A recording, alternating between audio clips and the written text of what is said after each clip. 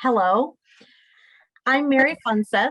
I am from Superior Health Quality Alliance. I am a quality advisor, and today I am here to introduce you to Alice Mikel, who is the wife of Dan Mikel, a previous interview we had about the patient experience. Today's interview will be the following objectives: to understand patient care through the family's eyes. And we also want you to gain recommendations for patient-centered care from a patient's family and advocate. So I would like to introduce you all to Alice. Hello, Alice. Hello. Thank you so much for being here. And hello again, Dan. Good to see you. Thank you for bringing your wife along. We really look forward to getting to know her. We're going to jump right in. Alice, how long have you been married to Dan? 61 years. Congratulations. Where did you meet? We met at Grandview College in Des Moines, Iowa, a Danish Lutheran college. And one time we were at a freshman mixer and he had to find the girl with the bluest eyes. I've been with him ever since. He chose me. That is wonderful. That is an excellent story. Thank you for sharing that. Alice, what did you do when you were working? I was an elementary school teacher, taught a lot of first grade for 3 years. And then had a family and other things to do.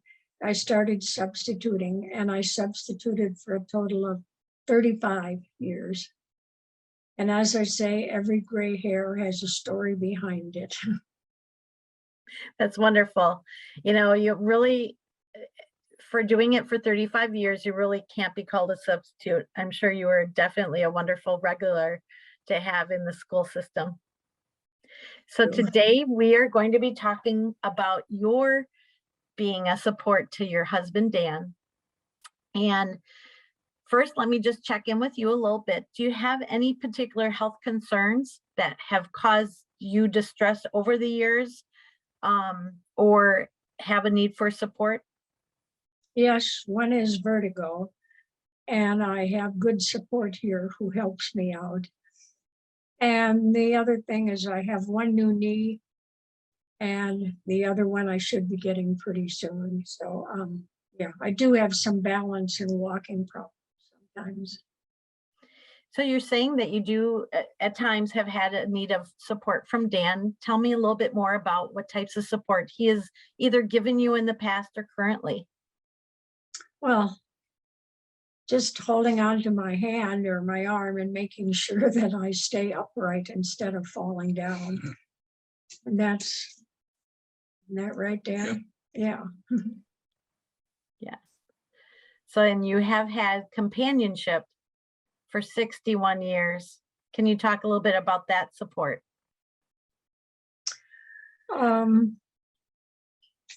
We both have a good sense of humor, I think, and and there are a lot of things that really both of us like and take part in together. So it's just really been really good. We're really fortunate. Yeah. Wonderful.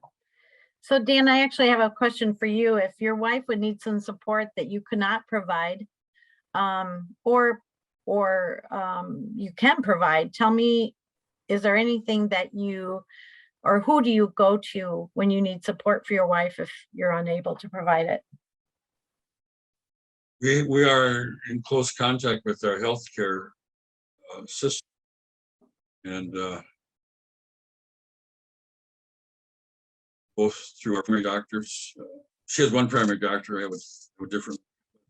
We share.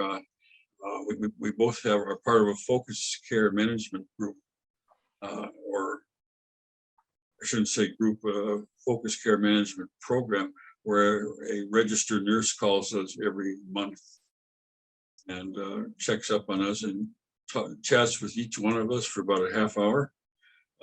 She has our medical records in front of her, and seeing if we need something or not, or we had something done in the last month. How did it go? How are you feeling now? And if I needed special care, I would probably get in touch with her first. Say, how do I get a physical therapist out to the house? Mhm. How do we get a registered nurse to come? We have not needed that except after knee surgery. That's something that we may need in the future. Okay, thank you. So Dan, in the previous interview, we talked a little bit about the fact that you are going to be having or you have had your knees repaired. Yes. So Alice, what was your role at that time with Dan's care? Well, I had to do most of the walking, the shopping, the whatever, because he had the first one done in what year, Dan? 1998. And things have changed so much there. It's much easier and goes much quicker now than it did back then.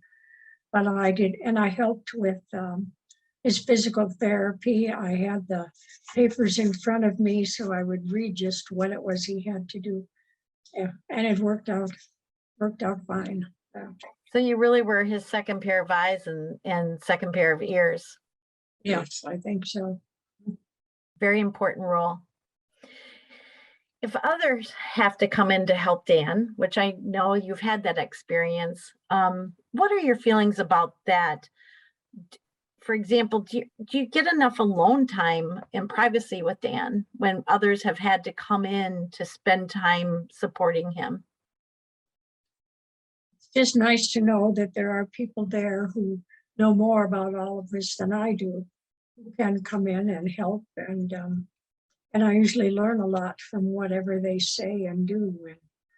And so I can try to help later by myself. Yeah. Has there been any sort of concerns from you or need to have communication with those teammates that come into your home to specify what your wishes are in caring for your husband? No, I don't think so. No.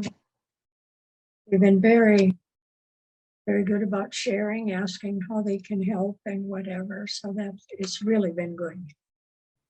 If you had to, or if you were able to give some advice for people being the workers that come in to provide home health, home care to a patient who happens to be married or living with a partner, what would you tell those people? What is a very important detail or details that you want to make sure that they pay attention to? Maybe just them tell you what you should be doing, and then they should question you to see if you actually comprehended the whole thing. And that's important, I think. Dan, when you think about the fact that you have your wife there living with you and you've had to receive care at home, is there any additional ideas or feedback you'd like to share about your experience or future experiences? Let's say it's very comforting on a personal level, but also, there are two pairs of ears who have listened to the instructions or have read the the discharge instructions from the hospital.